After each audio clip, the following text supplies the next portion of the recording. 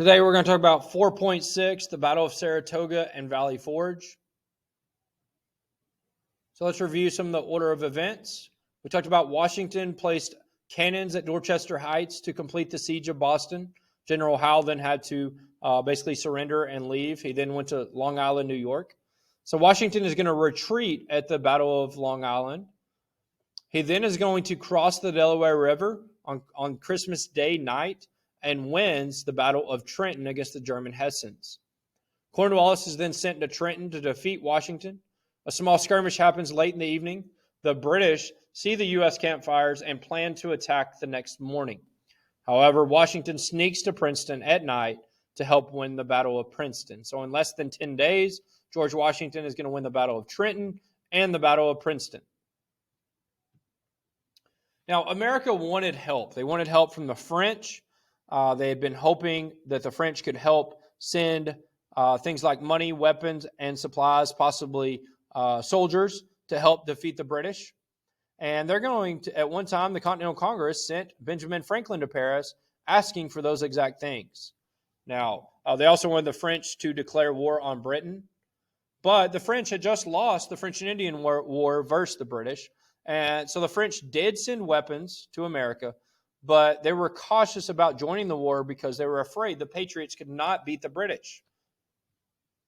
So there's a new plan for the British. You have British General John Burgoyne. He's going to come up with a new plan that would end the war quickly. His plan was to march 3 redcoat armies to Albany, New York. Now, the 3 redcoat armies were General Howe's army, John Burgoyne's army, and then General Cornwallis. Okay, those 3 armies would all meet up in Albany, combined, and if you combine those 3 armies, they're not going to lose. 3 very, very impressive armies. Put all 3 together, and the Americans could not beat them.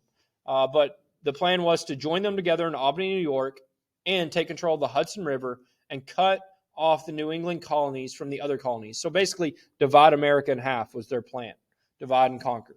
So John Burgoyne wanted Howe to march directly to Albany, but he was ordered by King George III to capture Philadelphia. Philadelphia was the capital at the time. That's where the Declaration of Independence was written. That's where the Continental Congress had met. And that's because it was the largest city in the United States at the time. Washington, D.C. was not the capital. Washington, D.C. was not even there was no buildings in Washington, D.C. at this time. There was no town at all. It was just open land. So Howe is going to listen to King George III, and he's going to overtake Philadelphia in July of 1777. Howe decided to stay there through the winter instead of marching to Albany, New York. So this is going to leave John Burgoyne all by himself. So this left John Burgoyne on his own to face a tough redcoat army led by Benedict Arnold in northern New York. This is the Battle of Saratoga. Burgoyne's army would surrender at the battle because they would get surrounded by Benedict Arnold, his troops, and the help of the Green Mountain Boys. So they're able to surround the redcoats, and Burgoyne realizes they're in trouble. Okay, so they're trapped, and so he must surrender. So the results are the U.S. wins the Battle of Saratoga. This is a major turning point in the war. Why was it a major turning point? The victory at Saratoga gave France enough confidence to join the U.S. as an ally. So now they're saying we will send soldiers and maybe even a navy. But now it's going to take months for them to send these things. It's going to take time for them to get everything ready to go, get on the ships, and then come across from Europe. So it's going to take months before the French ever show up. And some patriots, some people from the U.S. wonder if the French will ever show up. Winter of 1777, 1778 at Valley Forge, Washington and his U.S. Army set up camp at Valley Forge, Pennsylvania, and they're going to try to just survive the winter. British General Howe spent the winter in comfort in Philadelphia, Pennsylvania. Now, notice they're not too far apart, but Philadelphia, the largest city in the U.S. at the time, has plenty of resources for the Redcoat Army, so it's almost like a vacation for the Redcoats. And then you have George Washington and his army over at Valley Forge, where they have no resources at all, and they're just trying to survive winter. Despite the improved morale from the recent victories, the Continental Army still faced hardships at Valley Forge during the long, cold winter of 1777-1778. Soldiers experienced terrible suffering from frostbite and diseases in the extreme cold winters. U.S. Army lacked decent food, clothing, and shelter. Most of the time, their food consisted of putting flour in hot water and stirring it together. Okay, so it had very bad taste and no nutritional value. Okay, however, it was very cheap, and the U.S. government had no money, and so that's what they got. So it was not very healthy. Most men lacked blankets, shoes, and shirts. Some made shoes from scrap cowhide.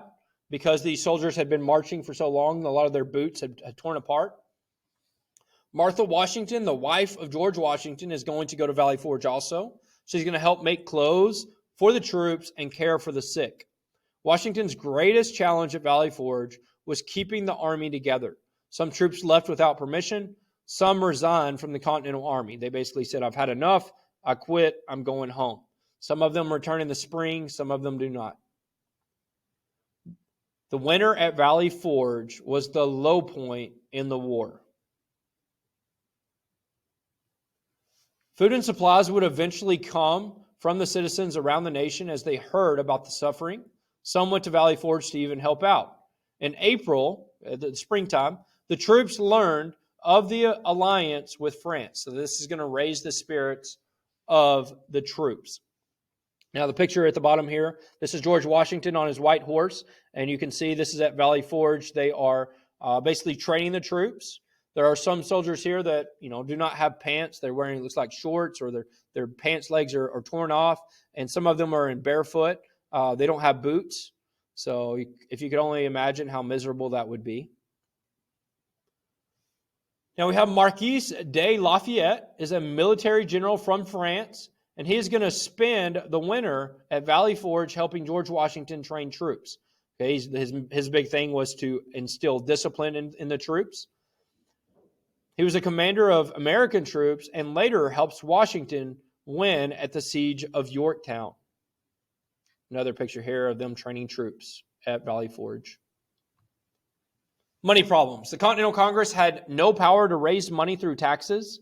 And without money, they're unable to pay the soldiers. So the Americans had no other way to finance the fighting of their war for independence. So they're going to try to pay soldiers with what are called IOUs, like I will pay you later, I owe you money. To pay for the war, the Congress decides to start printing money. So if you have no way of making money, they're going to start creating money by printing it. Now, the problem is the states at that time had been printing money. So the states had their own individual currency.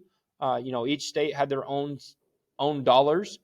And now you have the Congress creating what is a U.S. dollar. So you're going to have both state money and federal money, and that's going to create inflation due to the hundreds of millions of dollars that have been printed. So basically, inflation is the price, the value of the dollar is, less than $1 now. The price of everything has gone up. That's like McDonald's, it used to have 15 years ago, they had the dollar menu. Now it's the value menu. So used to a McDouble, a McChicken, a small fry, a Coke, would all cost $1. Now that same McDouble costs $2.50. That same McChicken costs $2. That same Coke costs $2. That same small fry costs $2.50. So that's inflation. Okay, Subway used to have what they called a $5 footlong. Okay, now you're lucky to get 6 inches of a Subway sandwich for $5. So that is what inflation is, where the price of things go up because the value of the dollar has gone down. So Congress eventually stopped issuing the money, the paper money, because no one would use it. So in order to buy things, you had to trade like Indians instead of giving money, because money became almost worthless. If you wanted to buy milk, you would have to trade, your crop, corn or whatever you had, instead of giving money.